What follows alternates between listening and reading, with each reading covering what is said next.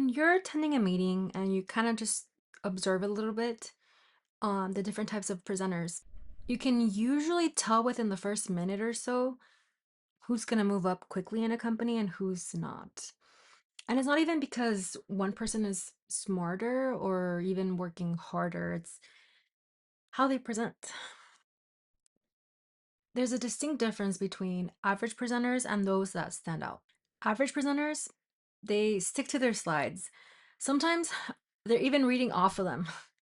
But thinking about presenters that stand out, they're not focused so much on the slides. They're focused more on the room.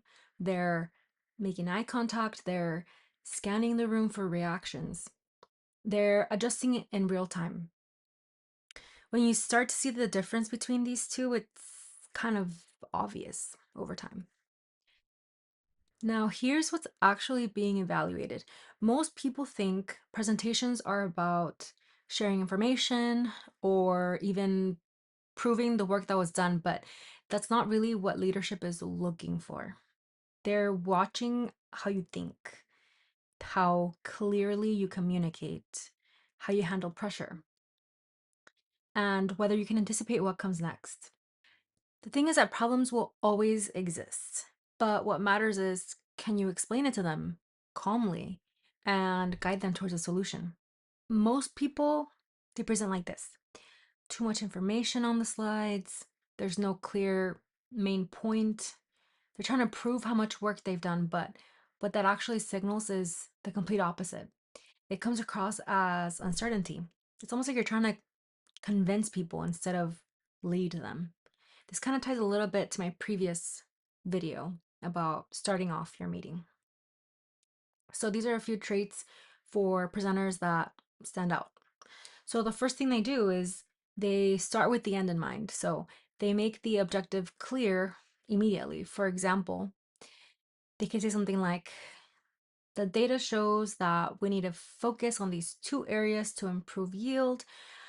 I recommend we allocate resources for the next 2 weeks and we assess with the same group of people after it's done to figure out next steps. Starting out in this way feels a lot more calm and a lot more in control of the situation.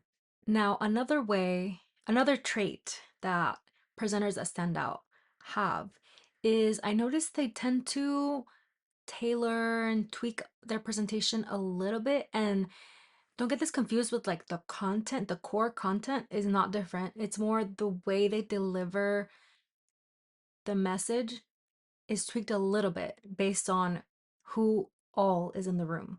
If it's a room full of engineers and scientists, they go deeper into the data. But if it's a room full of executives and people that don't necessarily want or need to know about the in-depth analysis, they simplify the content and provide more of the key insights. Average presenters, they use the same exact approach every time, but strong presenters, they understand that the goal of the meeting isn't just to present the content, it's to align the room. So obviously it depends on who's there. The third trait of these standout presenters is that their communication is very decision oriented. They frame everything around these decisions. They're not going to ask, especially at the end, open-ended philosophical questions. I know we I know we talked a little bit about how to engage people at the start if the type of meeting calls for that, but it may be that most of the time it doesn't. They structure the conversation really specifically. So an example of this is, instead of asking like why should we solve this issue, instead they will ask the group, should we focus on step 1 or should we focus on step 2 of the process to fix this issue? It's just an entirely different level of clarity. The fourth trait of this type of presenter is how they speak. They're very calm. They pause when they need to. They don't rush.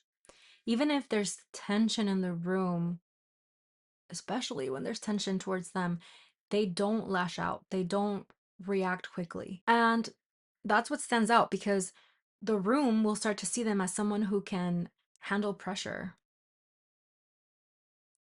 The fifth trait is ownership.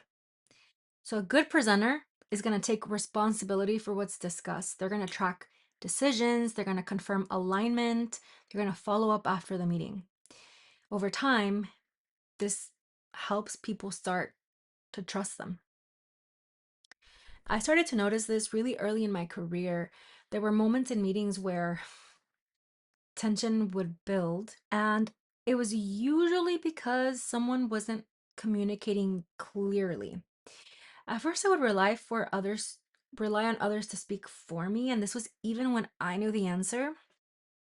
But once I stopped doing that and I started speaking directly for myself, I noticed something shift. So, one was my confidence, obviously, grew a lot. And the second thing is that leadership actually started to come to me for my input. So, now this is the part that people don't talk about. So, leaders, they're forming their opinions really quickly. Time is money. They're going to ask themselves, is this person clear? Can I trust them with the bigger decisions? Are they wasting resources?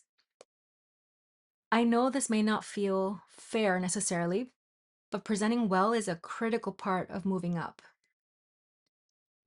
Now, this isn't going to instantly make you an executive, not overnight by any means, but it is going to change how you are perceived. And that's a huge part of how promotions happen.